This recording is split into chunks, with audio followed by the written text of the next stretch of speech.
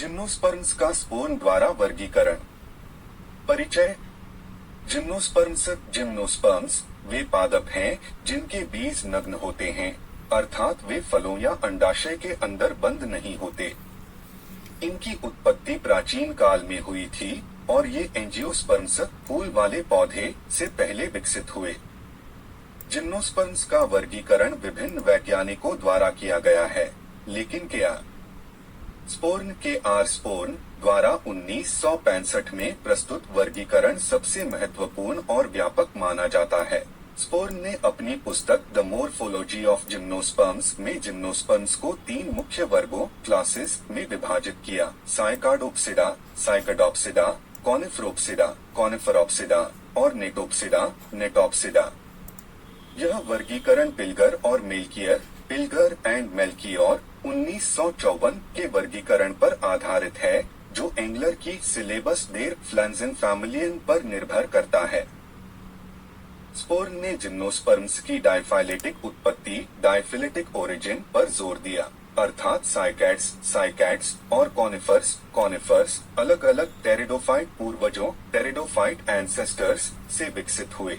यह वर्गीकरण मुख्य रूप से आकृति विज्ञान मोर्फोलॉजी, शारीरिक संरचना एनाटॉमी और विकासीय विशेषताओं डेवलपमेंटल एस्पेक्ट्स पर आधारित है।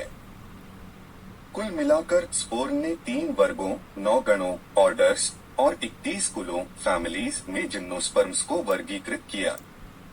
स्पोर्न के वर्गीकरण का मुख्य लाभ यह है कि यह लकड़ी वुड पत्तियों लीव्स और बीजों सीड्स के बीच मजबूत सहसंबंध कोरिलेशन को दर्शाता है।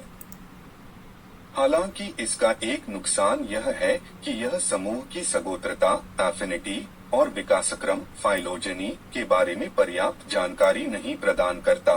नीचे स्पोर्न के वर्गीकरण की विस्तृत व्याख्या दी गई है, जिसमें प्रत्येक वर्ग गण और उनकी मुख्य विशेषताओं का वर्णन शामिल है। यह नोट्स जीव विज्ञान के छात्रों के लिए उपयोगी हैं। 1 वर्ग साइकाडोप्सिडा क्लास साइकाडोप्सिडा। यह वर्ग जीवाश्म फॉसिल और जीवित लिविंग दोनों रूपों को शामिल करता है।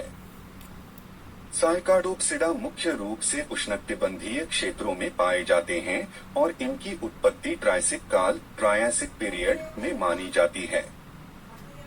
ये पौधे मेसोजोइक एरा के सामान्य जिम्नोस्पर्म थे, लेकिन क्रिटेशियस पीरियड तक पूर्ण रूप से विलुप्त हो गए।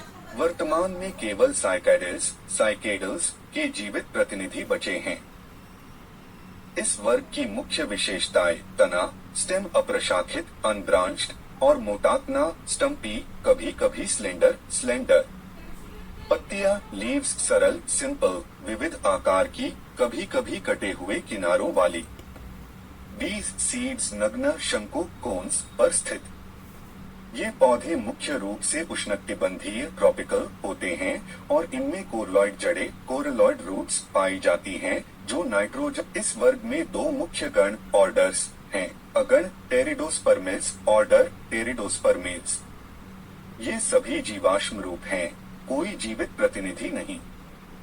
उत्पत्ति डेवोनियन काल डेवोनियन पीरियड में, कार्बोनिफेरस काल कार्बोनिफेरस पीरियड में प्रचुर। आकृति विज्ञान मोर्फोलॉजी पत्तियां फर्न जैसी फर्न लाइक लेकिन बीज नग्न। तना लकड़ीदार वुडी। प्रजनन संरचनाएं रिप्रोडक्टिव स्ट्रक्चर्स कैटकिन जैसी कैटकिन लाइक समूहों में। उदाहरण लाइगेनोप्टेरिस लिजिनोप्टेरिस मेडुलोसेसी। महत्व ये जिम्नोस्पर्म्स के प्रारंभिक रूप माने जाते हैं और फर्न्स टेरिडोफाइट्स से संक्रमण दर्शाते हैं। गण साइकाडेल्स ऑर्डर साइकेडल्स। जीवित प्रतिनिधि साइकैड्स जैसे साइकास जामिया जेमिया। तना मोटा अप्रशाखित कभी-कभी भूमिगत। पत्तियां पिन्नेट क्राउन के रूप में व्यवस्थित। प्रजनन अलग अलग नर और मादा शंकु मेल एंड फीमेल कोन्स। उदाहरण साइकास रेवोल्यूटा। विशेषता ये पौधे धीमी वृद्धि वाले होते हैं और आधुनिक उद्यानों में सजावटी के रूप में उपयोग होते हैं। 2 वर्ग कॉनिफेरोप्सिडा क्लास कॉनिफेरोप्सिडा। यह वर्ग जिम्नोस्पर्म्स का सबसे बड़ा और विविध समूह है। इसमें मुख्य रूप से सदाबहार वृक्ष एवरग्रीन ट्रीज शामिल हैं। कॉनिफर्स की उत्पत्ति पेलियोजोइक काल पैलियोजोइक पीरियड में हुई और ये आज भी प्रमुख वनस्पति हैं। स्पोर्न ने इस वर्ग को साइकाडोप्सिडा से अलग माना क्योंकि इनकी लकड़ी, पत्तियां और बीज अलग पूर्वजों से विकसित हुए।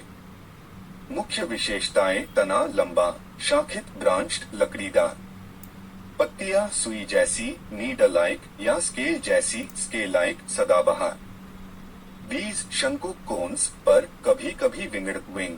ये पौधे ठंडे और शीतोष्ण क्षेत्रों टेम्परेट रीजन्स में प्रचुर कॉनिफेरेल्स इस वर्ग का सबसे बड़ा गण है जिसमें जीवित रूपों की बहुलता है। इस वर्ग में 4 मुख्य गण हैं।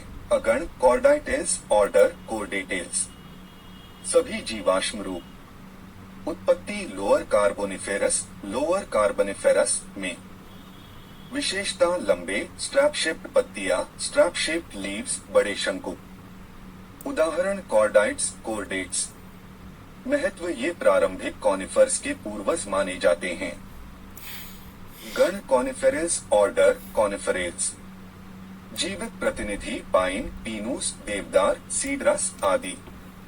तना ऊंचे वृक्ष, कभी कभी 100 मीटर तक। पत्तियां सुई जैसी बंडल में। प्रजनन नर और मादा शंकु अलग अलग। उदाहरण पाइनस सिल्वेस्ट्रिस, पीनूस सिल्वेस्ट्रिस। महत्व सबसे बड़ा गण वन उद्योग में उपयोगी लकड़ी रेजिन। गण टैक्सेल्स, ऑर्डर टैक्सेल्स। जीवित प्रतिनिधि टैक्सस, टोरिया। विशेषता बीज आर्बिल एरिल से ढके, शंकु नहीं। पत्तियां सपाट सुई जैसी। उदाहरण टैक्सस बक्काटा। महत्व औषधीय गुण कैंसर दवा टैक्सोल। गण गिंकोइलिस, ऑर्डर गिंकोस। जीवित प्रतिनिधि केवल गिंको बिलोबा। पत्तियां पंखी जैसी फैन शेप्ड, विलोब्ड बाइलोब।